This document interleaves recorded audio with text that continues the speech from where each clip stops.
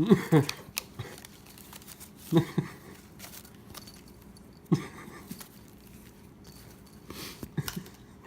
no, she found the other one.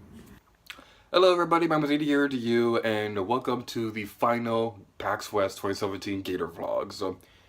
We're not at PAX anymore, but that actually ended a couple weeks ago. I had every intention of recording this video like the day after PAX was over. That did not work out at all, and I'll explain why in a moment, like I say, I should explain that first before I move on to today's topic. But basically what happened was, when I got home, I found out that my town was being evacuated from a fire. So, yeah, we were under level 1 evacuation, and for those of you who don't know, level 1 evacuation means that people with, like, breathing problems need to get out of the city, and without going into detail, my roommates qualify under that, so we had to get out of the town. So, I was unable to get home until really stay home until like Saturday after PAX was over. So I wasn't able to work on like Let's Plays or like anything for the longest time. But thankfully I'm home now. As far as I'm concerned, that fire is taken care of, hopefully, maybe. Um, but yeah, that's basically it. I do greatly apologize for my videos getting delayed. I had no control over that. And I have no idea why the Mario Party 2 video that I had scheduled didn't upload. I don't know why that didn't upload, because I pressed the button to make it so that it would upload on that Tuesday. That did not work out. I don't know what happened there. But thankfully I don't rely on these videos for my livelihood. Thankfully I don't thankfully I don't do this as a job, because then I'd be really screwed. But yeah, so this video I'm going to be talking about my overall thoughts on PAX West 2017 and provide my plans for the future G8R Vlogs. So yeah, PAX West was amazing. I had so much fun with it. There was a lot. I played a lot of games like Ruby Grim Eclipse and obviously Super Mario Odyssey and Shovel Knight and Sonic Forces. I'm going to talk about my thoughts on the individual games I did play. Because I didn't really do that during the vlogs themselves. I demonstrated pictures, but really nothing else. I guess we'll start with Mario Odyssey, because that's the big one. That game is amazing. Super Mario Odyssey is so much fun. It plays like a really good blend of Mario Galaxy and Super Mario 64. The reason why I say that is because it has like the open-ended nature of the worlds from Mario 64. It doesn't have the hub world or anything like that, but it... like, you know how you can pretty much complete the stars in any order that you want in Mario 64, with a few exceptions though, obviously. It's pretty much that with this game. You can get the moons in any order you want, you can explore wherever you want, and it's really cool. Like, the levels that they had available were the New Donk City and the desert level. I don't remember the name of them off the top of my head. New Donk City was a really fun level. That felt like it could very well be a hub world, but there was still a lot of stuff to do. My sister and I were playing the game when we were on the first day of PAX. So I unfortunately was not allowed to take any pictures or anything like that. I did try. Like, before I took any pictures, I asked the representative if it would be okay if I took a picture. I forgot to do so with this one, and they didn't tell me until after I took out my phone and was getting ready to take a picture that, hey, you can't take pictures of this one, you need somebody else to take it for you, because like something to do with the television. I don't know what was going on with that, but yeah, I wasn't allowed to take any pictures, but I could still share my experiences. But going back to New Donk City, the reason why I brought out my sister was because there was one point that was really fun where I climbed the top of a building and my sister looked at my demo and was all like, "How did you do that?" So, yeah, that was really fun. My sister doesn't play a whole lot of games like I do. She does play Tomb Raider and Toy Story 2 and The Sims and things like that. But she doesn't really play a whole lot of Mario games. So that was really fun to experience that. The game also controls really well. It controls very beautifully, and the reason why I said it was like a blend of 64 and Galaxy was because the overworld and stuff like that is like 64, and Mario himself feels like Galaxy. You can do like your triple jump, and you can throw your hat and things like that, which is kind of like a spin move from the Galaxy games, except not really. you can capture stuff and do some really cool things. Like I was able to capture like these little pole things and like fling Mario across the world, and I was able to throw a hat at this one guy, and like I was able to control an RC and things like that. I think the desert level had the better examples of the capture ability, and I gotta say this. I didn't realize this until recently, but I just realized why they're calling it capture. It's like cap, sure. I just like that pun. But going back to the desert level, I really liked that one. I usually hate desert levels. I usually despise them with every fiber of my being. I don't like them. They're usually boring. They're usually boring, take forever to get through, and the music is terrible. That is not the case here. The desert level here was really, really fun, and it was really brilliant. You started off on a town. You went over towards like a pyramid area where you captured some bullet bills to fly across the area. And then you went into a warp pipe where you became like 8-bit Mario version walking across the walls like a leap between worlds. And it was just every time you turned a corner, there was something new. And that's what I like to see in my games. So it was a really fun game. If the rest of it plays like Mario, if the rest of it played like that demo, then this could very well replace Mario Galaxy 2 as my favorite 3D Mario game. Now, there was something else that was really funny, was that there was also some really fun details in the game as well. Where one example I can think of off the top of my head that I really liked was there are these cactus. There's this cactus on the pyramid area, and I got bumped into it accidentally, and Mario took damage from that, obviously. But then, like, for a little while, he had, like, those, pointy things on the cactus, like, on his nose, and his nose was, like, swollen and things like that. So, the amount of detail in that game is really great. I really wish we had something like this on the Wii U. Like, sure, you had Mario 3D World, but I wasn't the biggest fan of that game. Don't get me wrong, it was still a fun game, but it didn't feel like a 3D Mario game. It felt like something more suited for a handheld, but yeah, Mario Odyssey controlled beautifully. I really loved that game. I'm really looking forward to it. We also got to play the Mario and Luigi Superstar Saga plus Bowser's Minions. I didn't try out the Bowser's Minions mode because I kind of wanted to see what to change in Superstar Saga, and it plays a lot like the original game, but it looks much better. Is what I'm trying to say. If you love Superstar Saga, you'll probably love this one as well. It has the high quality character models the Dream Team had. I wasn't the biggest fan of Dream Team, but one thing that I really did appreciate about that game was the amount of quality that was in the models and in the environments and things like that. So that translated well over into this remake. Now, what I was really happy with in particular was there's one character at the beginning of the game. You talk to them and they'll ask for directions over to Bowser's castle or whatever, and you can tell them to go up, down, left, or right. And I wanted to see if they kept this. If you tell them to go down, and then later when he meets up with the other minions, he shows up a bit late and says to Mario, "Mario, you traitor or liar," or whatever he says. I'm really glad they kept that in there because that was like one of my favorite details in Superstar Saga. I have one problem with the game though, and it's only playable in 2D. That's like a big problem I have with 3DS games recently, where most of them are only playable in 2D, and that's just really disappointing because the 3D effect in most of those games are really good. 3D Land has a really great stereoscopic 3D. I think Majora's Mask 3D may very well have my favorite use of it, but with Mario and Luigi Dream Team, there was a lot of depth in that game, and I was really hoping we'd get to see that in this remake as well, but we're not going to be able to because it's only playable in 2D, and that's kind of sad. I can understand why, because they have those 2DSs coming out.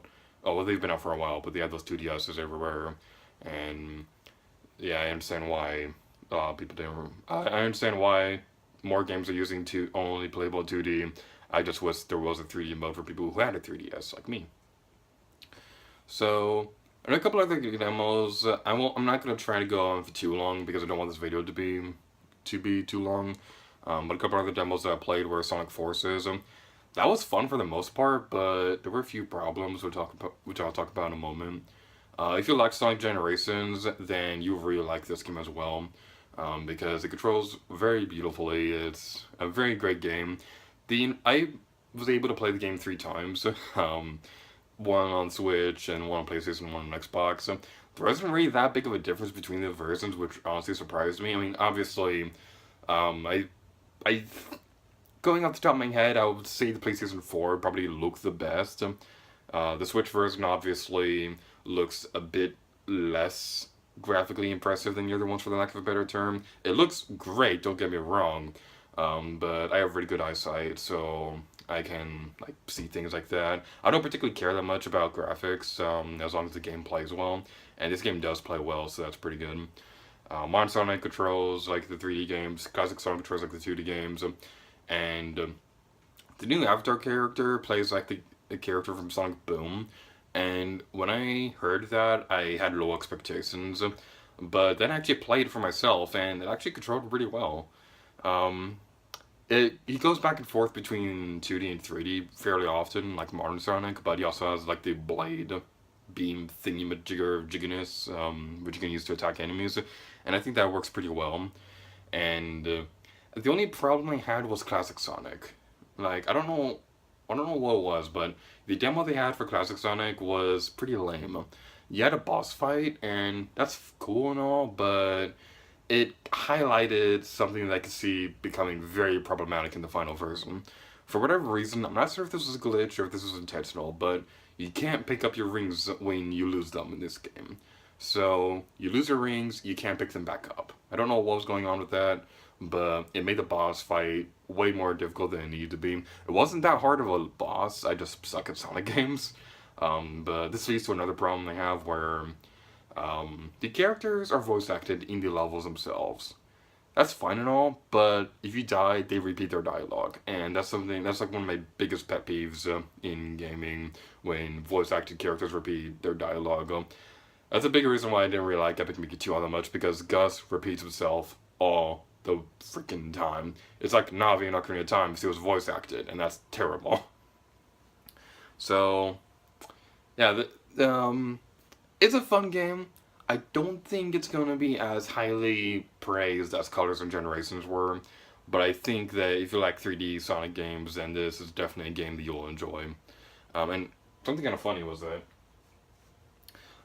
whenever you played a Sonic Forces demo, you'd get like one of these instruction manuals, and because I played it 3 times, I got 3 of them.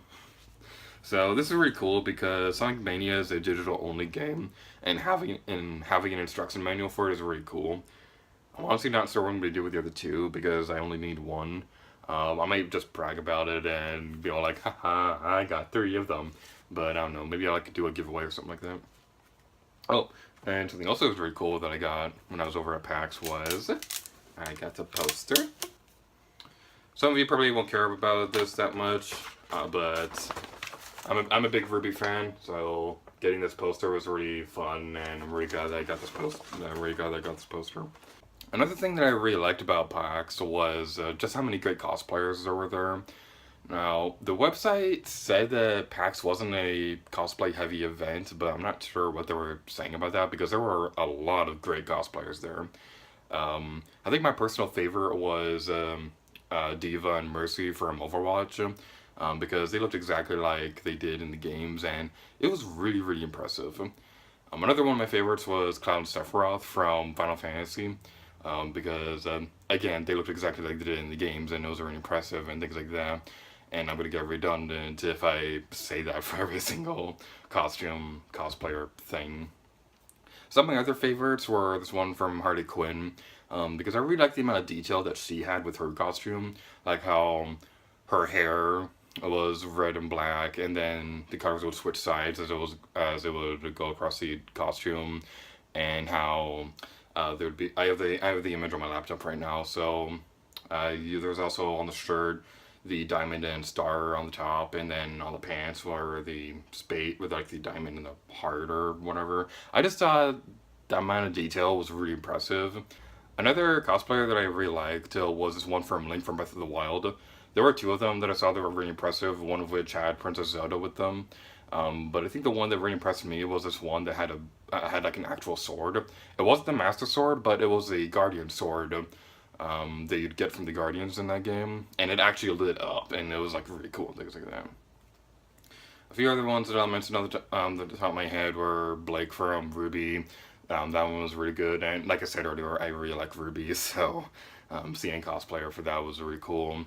And there's this other one from a PC online game. I'm not entirely sure what it's called. Like I have a card, which I'll show you. Paladins, that thing. Whenever there were these Paladins costumes from characters from the game, I don't know anything about it. I'm not probably not gonna play it, but they handed out this thing right here, where you get like an exclusive costume or something. I don't know. It was pretty cool. Now, a few other things that were really cool were being able to meet Josh Jepson and Taika Toucans in Versus. I feel kind of bad because I forgot to record footage of me asking Taika Toucan something, but I think Josh Jepson's reaction to my suggestion that he fire Chugga at the end of Luigi's Mansion Versus was worth it. A few other things that were pretty fun about that event were that when I was at the park waiting for them, I showed up like half an hour early because, you know, I like being early and things like that. There was another Versus fan who was waiting as well, and we both played Mario Kart on my Switch for a little while, and that was really cool being able to play something like that on Switch in the middle of a park waiting for Versus people, and that was just really fun. Um, but one thing that was, no, in particular, that was actually really fun was there was one part where Attack of Toucans was recording a moment for his vlog. Josh Jepson did something like this too, but I'm not sure if he uploaded this one yet. But Attacking Toucans pulled out the camera and had the like the entire group of people chanting like "Oh yeah" or things like that. And in his video you could see me in the background going like this. It was just really fun. And and one thing that was also really fun was when I was talking to Josh Jepson, we were talking about the Pokemon Go versus, and I was wondering if he was going to use that format for something else in the future. And I suggested to them if they would ever do like an Animal Crossing versus, and he seemed interested in the idea. I'm not sure if they're going to do that. I'm not sure if we're going to be doing that on game either. So please don't ask in comments or anything like that. And the day after that, I also got to meet the Runway guys and Ella and people like that during the Throne Controllers panel. So that was really fun, and that panel was really fun, even though my camera ran out of memory halfway through the panel. I still had a lot of fun with Throne Controllers. I didn't get called up, but it was still really fun to be able to actually like be there in person because I've been watching those panels for years on live streams, but actually being there in person is like a completely different experience. And meeting them in person, they were all like, I know Chuck Connery himself was like, I think he was getting sick at the convention, but you could not tell when you met him in person. Like, he was a bit quieter than I thought he would be, but he was, they were all like really, really nice, and I was able to take a picture with them as well, and I have a funny story about that picture. The guy who took that, Tom Fox, he was standing at the table next to the runway guys, and when I got all their autographs, I asked if I could take a picture with them. So he told me to like sneak behind them and like do like a photobomb thing or whatever, and that was really fun. And when he signed my PAX badge, like I have them right here. And like I got the runner guys to sign this badge, and I got the Versus guys to sign this one. So when Tom Fox signed my PAX badge, he almost handed me the marker that they used to write with this. And when I handed it back to him, he was all like, "Oh, that's not yours." So just things like that. It was really fun, and I had a lot of fun at PAX, and it was just all amazing and things like that. It was also nice to meet Miss Ella in particular. She's one of my favorite YouTubers, and I was out when I met her. I asked if she had seen Mummy Makes Forever on Captain Toad versus yet, and apparently at that point in time, at he hadn't recorded it yet, but he had planned on doing so once he got home. So that was really fun. And I'm really sad that I couldn't record this, but I also asked Chuck Conroy to say Miyamoto because Paint Garman asked me to do that on Twitter. But I couldn't get the footage for that to work on my editing program. I don't know what happened there. Again, with the camera problem things. But it was still really fun. I had a lot of fun at PAX, and I would love to go again someday. I'm not entirely sure when I'll be able to go to my next game convention, because I'm actually saving up money to move pretty soon. Hopefully I'll be able to go to PAX West next year, and hopefully all four members of G.A.M.E, myself, the G.A.M.E, Green Covers Gaming, and Paint Garm, and we'll be able to go to a convention together someday. That would be really cool as well. I will say that if you're going to a game convention, I highly recommend having somebody with you, because I was on my own the last 3 days, and while it was fun, it did admittedly feel a bit lonely. Even though I was able to talk to some other people when we were waiting in line for games, like when I was in the Nintendo booth, I was talking to some other person about Metroid and how excited we both were for Samus Returns and Metroid Prime 4 and things like that. So yeah, if you're going to be going to a game convention, I highly recommend you bring somebody with you. So that's basically everything that I wanted to say in this video. I know this was a really long video. Like, my recording session is almost at 30 minutes right now. It's probably going to be a bit lower because I'm most likely going to be editing a couple things. But yeah, this is a really fun convention. But now I'd like to talk about my future plans for G8RVlogs. I never had any intention on making this like a normal thing on my channel. If I was going to do that, then I would make a second channel and like, hey, go check out G8RVlogs channel or whatever. I'm not going to be doing that. The reason why is because I don't think my life is interesting enough to record every single day. Like, I don't even record my Let's Plays every single day, so I cannot even imagine trying to record a vlog every day. So what I'm going to be doing instead is G8RVlogs will be saved for conventions and things like that. If I go to a PAX, I'll record a vlog. If I'm going to E3, I'll record a vlog. If I'm going to a Disney park, I will record a vlog because I love Disney parks. But that's basically my plan. G8RVlogs will not be a thing for a little while.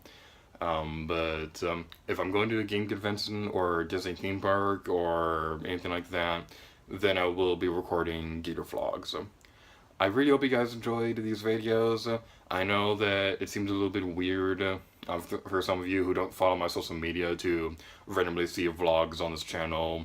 But I'd like to reassure you guys that Let's Plays will remain the main focus on this channel. Even though this was fun to do, Let's Plays are a priority for me on this channel. But that was everything I wanted to say in this video, so thank you all so much for watching this video for G8RVlogs. Thank you for watching PAX West 2017, and I hope to see you when we record G8RVlogs next time. And I hope to see you in my Let's Plays. Thank you guys so much for watching this video, and until next time, leave gear to you.